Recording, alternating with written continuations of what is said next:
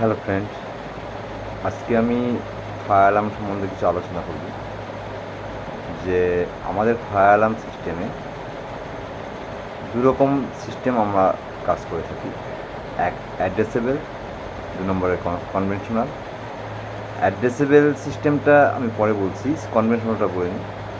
কনভেনশনালটা হলো আপনার কোনো একটা প্যানেল নিলেন নর্মালি, সেই প্যানেলটাকে দিয়ে আপনি ৫টা ১০টা ১৫টা অতিরিক্ত একটা জোনে, ওটা জোনিং প্যানেল হয়, একটা জোনে আপনি ১৮ থেকে ২০টা ডিভাইস ইউজ করতে পারেন। সেক্ষেত্রে আপনি 2 জোন, 4 জোন এই প্যানেলগুলো ইউজ করতে পারেন। সেখানে আপনার ডিভাইসে প্রোগ্রামিংয়ের কোনো দরকার হয় না। কিছু কিছু প্যানেল আছে যাতে ডিভাইসের লোকেশন প্রোগ্রামিং করা হয়, কিন্তু ডিভাইসের কোনো অ্যাড্রেস হয় না। এখন আসি অ্যাড্রেসেবল প্যানেল। অ্যাড্রেসেবল প্যানেল ক্ষেত্রে আপনার প্রতিটা ডিভাইসের, প্রতিটা মডিউলের আলাদা আলাদা অ্যাড্রেস থাকে। যে আপনার যখনই ফায়ার অ্যালার্ম নেবে, কোন জায়গায়, কোন লোকেশনে কত নম্বর ডিটেক্টর, কত নম্বর এমসিবি কুল হয়েছে, এই সংক্রান্ত তথ্য আপনাকে প্যানেল দিয়ে থাকবে। সেহেতু আমাদের তাকে একটা অ্যাড্রেস দিতে হয়। আমরা সেটা যে কোনোভাবে ১ থেকে শুরু করি, দিয়ে দিই।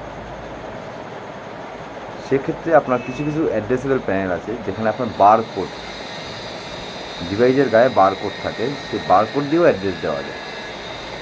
কিছু প্যানেল আছে ইনভলভ মনিটর মডিউল থাকে, সেই মনিটর মডিউল থেকে আপনি অ্যাড্রেস দিতে পারেন। তো সেক্ষেত্রে আপনার ব্র্যান্ড আছে, হানিওয়েল আছে, সিমেন্স আছে, স্নাইডার আছে, র্যাবেল আছে, বিভিন্ন রকমের হয়ে থাকে, শিল্ড হয়, অনেক রকমের প্যানেল আছে। ফায়ার বাজারে অনেক রকম বেরিয়ে গেছে।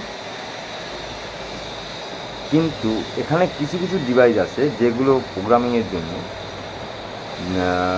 আপনাকে আলাদা একটা হ্যান্ড টুলস ইউজ করতে হবে, যেটাকে আমরা বলি, যদি আমি সিমেন্সের থেকে বলা হয় তাহলে আমি বলবো সিমেন্সের যেটা প্রোগ্রামিংয়ের জন্য করা হয় ওটা হলো ডিপিইউ,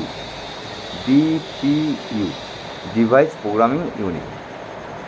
তেমনি আজকে আমার কাছে একটা ডিভাইস আছে, এটা হচ্ছে স্নাইডারে। তো এটাও ঠিক তেমনি ডিভাইস প্রোগ্রামিং ক্ষেত্রেই কাজে লাগে। সেখানে স্নাইডার এই যে আপনার মডিউলটা আছে, এটাকে আমি আনবক্সিং করব। এটার থেকে আপনি স্নাইডার ডিভাইস প্রোগ্রামিং করতে পারবেন। আমি এখন আপনাদের সামনে আনবক্সিং করে দেখি।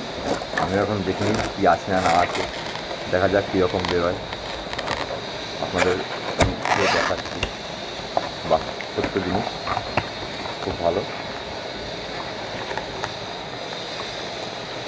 ফ্রেন্ড, এটা হলো সেই ডিভাইস প্রোগ্রামিং ইউনিট, বা যাকে আমরা ডিভাইস প্রোগ্রামিং হ্যান্ড টুলস বলে থাকি। এটা আপনার স্নাইডারের যে ডিভাইসগুলো আছে, MCP, monitor module, control module, relay module, detector, সবগুলো এটা একটা ডিভাইস দিয়েই আপনি প্রোগ্রামিং করতে পারবেন, কোনো সমস্যা নেই। এই জিনিসটা আমিও আজকে প্রথম এই জিনিসটি ইউজ করছি। তো আপনারা যারা ফায়ার অ্যালার্ম সিস্টেমে কাজ করে থাকেন, বা ফায়ার অ্যালার্ম সম্বন্ধে আপনাদের যাদের ধারণা থেকে থাকে, তো স্নাইডার ডিভাইস প্রোগ্রামিংয়ের জন্য এই ডিভাইসটা দরকার। এর সাথে আপনি কী পাবেন, কীভাবে ইউজ করতে হবে তার ম্যানুয়াল গাইড পেয়ে যাবেন।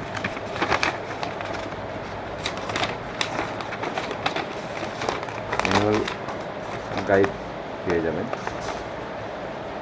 দুটো পেপার। এর সাথে পেয়ে যাবেন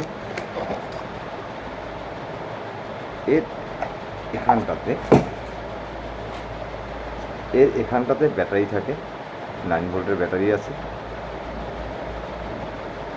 আপনারা বাজারে পেয়ে যাবেন 9 ভোল্টের ব্যাটারি, যেটা আমরা সাধারণত মাল্টিমিটারে ইউজ করে থাকি, ওই ব্যাটারিটা হলো